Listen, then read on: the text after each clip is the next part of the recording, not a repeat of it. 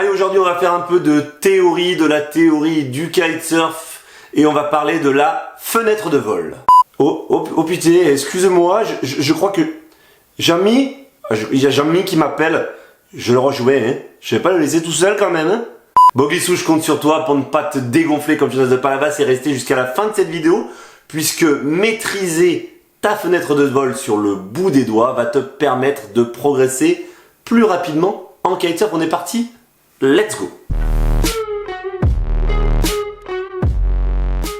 Salut, Sébastien Labbé, vous êtes bien sur la chaîne Lab TV. On se retrouve donc aujourd'hui pour une nouvelle vidéo de la série Comprendre et on va s'intéresser très en détail, plus en détail à fenêtre de vol, cette notion théorique dont vous avez tous entendu parler, mais que vous ne maîtrisez pas forcément. Et de ce que j'ai pu lire, ça et là sur le net, il y a pas mal de choses à revoir. La fenêtre de vol, donc, qu'est-ce que c'est? Pour reprendre l'analogie que j'aime bien avec l'aviation, la fenêtre de vol, c'est l'espace aérien dans lequel mon kitesurf, mon aile de kitesurf va pouvoir se déplacer.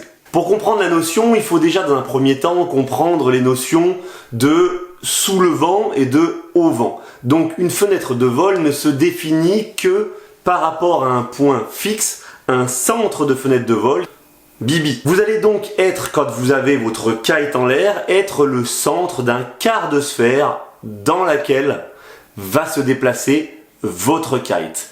Et votre kite ne peut se déplacer dans cette quart de sphère qu'à partir du moment où vous placez dos au vent. Toute la partie qui est donc dans votre dos, si vous mettez dans la position, vous savez, du Monte Cristo, non pas du Monte Cristo, Monte Cristo ça c'est Victor Hugo, oula, il va falloir que je revoie mes classiques. Du Cristo Bianco, le Cristo Bianco du célèbre pays du kitesurf, le Brésil, et bien si vous mettez dans cette position dos au vent, tout l'espace qui est derrière vous, c'est au vent, l'origine du vent, tout ce qui est devant vous, en dessous de vous, c'est sous le vent. Eh bien, votre fenêtre de vol, c'est le quart de sphère qui est devant vous et qui va de votre main gauche à votre main droite devant vous. Donc, pour savoir si on est au dos au vent, eh bien, la petite méthode que je rappelle, très simple, on se place, on écarte les bras et on essaie de ressentir le vent de manière équivalente, oreille gauche, oreille droite. Je suis placé dos au vent, je ressens bien le vent sur mes deux oreilles, j'écarte les bras et j'obtiens donc sous le vent mon quart de sphère, donc en 3 dimensions, qui est ma fenêtre de vol, et derrière la zone au vent dans laquelle mon kite ne peut pas voler. Ok, donc on va préciser une petite chose puisque j'ai été un petit peu grossier en disant que le quart de sphère qui se situait devant moi sous le vent était la fenêtre de vol. Oui, d'accord, la fenêtre de vol, mais réellement ce qu'on va utiliser pour kiter, c'est la fenêtre utile. Et donc la fenêtre utile, il va falloir retirer les angles d'incidence à gauche et à droite pour pouvoir réellement obtenir la fenêtre dans laquelle le kite va se déplacer et donc générer de la puissance, la fenêtre utile. Votre fenêtre de vol, on l'a dit, c'est donc un quart de sphère en 3 dimensions qui se situe devant vous et dont vous êtes le centre. Si vous en êtes le centre, ça signifie que le rayon de cette sphère, de cette fenêtre de vol, est définie par la longueur de vos lignes. Plus vos lignes vont être grandes, plus le rayon de votre fenêtre de vol va être important.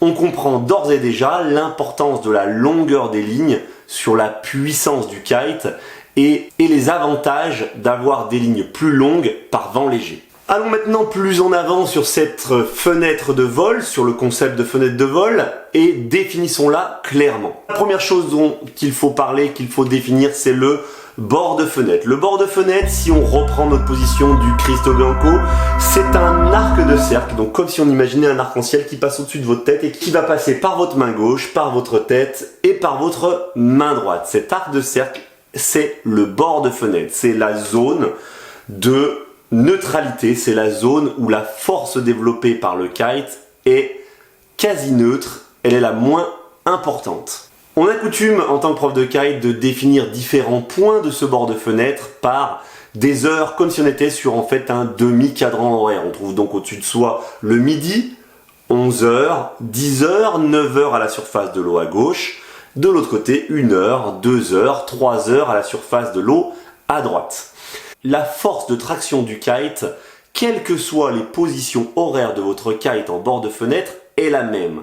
avec un kite statique, qu'il soit placé à 3 heures, à 2 heures, à 1 heure, etc., il a la même force de traction. La seule chose qui va changer, c'est l'angle de la force de traction qui va être différent. Au zénith, on a une traction qui est plus vers le haut, qui est plus verticale, de la vraie portance. À 11 heures ou à 1 heure, on a une composante verticale, mais aussi légèrement horizontale. Une position à 10 heures ou une position à 2 heures vont donner une traction horizontale, tandis que les positions 3 heures et 9 heures vont être quasi neutres avec quasiment aucune traction ressentie. Ça ne veut pas dire que la force développée par le kite n'est pas la même, ça veut simplement dire qu'on est à l'extrémité de la fenêtre et que la friction avec l'eau va diminuer un peu le ressenti de la force de traction du kite et donner l'impression que le kite tire moins. Néanmoins, vous pouvez faire l'expérience, placer votre kite donc en position 3 heures ou en position 9 heures, vous verrez si vous êtes dans de l'eau peu profonde ou sur la plage que le kite exerce une légère traction. La sensation est simplement moins importante, la sensation de force de traction est moins importante, due au frottement du kite qui touche l'eau ou le sol. C'est donc bien clair maintenant, un seul bord de fenêtre et une seule force de traction, quel que soit l'endroit du kite, quel que soit l'endroit où est positionné le kite dans la fenêtre. Bien entendu, nous parlons d'un kite statique. Si la fenêtre de vol se définit par son bord de fenêtre, elle se définit aussi par sa zone de puissance qu'on va pouvoir décomposer en 2 parties. Allez, on va appeler d'abord la soft zone, la première partie qui s'éloigne du bord de fenêtre et qui commence à rentrer dans la 3 dimensions, donc dans le début de la sphère, et on va appeler ça la zone de pleine puissance, la zone de pleine fenêtre, quand on est droit devant soi. Donc quand son kite est positionné face à soi, proche de l'eau, sous le vent, on est en pleine fenêtre. Quand son kite est positionné face à soi, à mi-hauteur, on est dans la zone de soft puissance, donc avec de la puissance déjà, mais on n'est pas en pleine fenêtre. Vous l'avez donc compris, maîtriser sa fenêtre de vol va permettre de jouer avec la puissance de son kite. Déplacer son kite en restant en permanent sur le bord de fenêtre, en ayant de petits mouvements sur la barre, doux, peu appuyé, va permettre par exemple de se déplacer en sécurité, de rester sur la plage avec une aile en l'air, de préparer sa planche et de chausser sa planche. Bref, être en bord de fenêtre va offrir du confort, de la stabilité et peu de traction. En revanche, faire un water start, envoyer des tricks, naviguer par vent light wind, etc. va nécessiter d'être capable d'aller utiliser la soft zone et la zone de puissance maximale, la pleine fenêtre. On va donc pouvoir aller piocher à l'intérieur à son gré, selon les besoins, en tirant plus ou moins fort sur la main et en ayant des mouvements plus ou moins secs sur la barre, de manière à ce que le kite plonge dans la fenêtre et reparte. Vous voyez ici pourquoi je vous parlais tout à l'heure de rayon de fenêtre de vol et de longueur de ligne. Eh bien oui, parce que quand on est par vent léger, quand on est en light wind, si le trajet parcouru par l'aile dans la fenêtre de vol est plus grand, eh bien forcément la puissance développée va être plus longue, va durer plus longtemps et donc va permettre peut-être de naviguer alors qu'avec des lignes plus courtes. Tant que le kite parcourt une fenêtre de vol plus courte, la puissance développée est moindre. Voilà pourquoi beaucoup de riders jouent sur la longueur des lignes en light wind.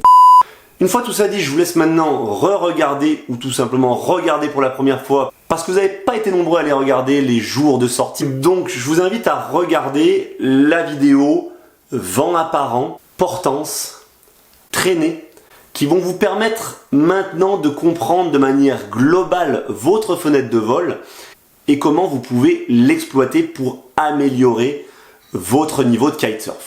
Voilà, c'est tout pour aujourd'hui. On viendra plus en détail sur une autre vidéo sur la fenêtre de vol avec des images en situation pendant un cours de kite où on reverra tout ça. Là, c'était la base théorique. Donc, n'hésitez pas à potasser la théorie, ça vous fera progresser beaucoup plus vite. Moi, je vous dis, écoutez, à très bientôt. N'oubliez pas, life is a beach, alors on se prend pas la tête et on en profite. À très bientôt mes glissous, potassez bien.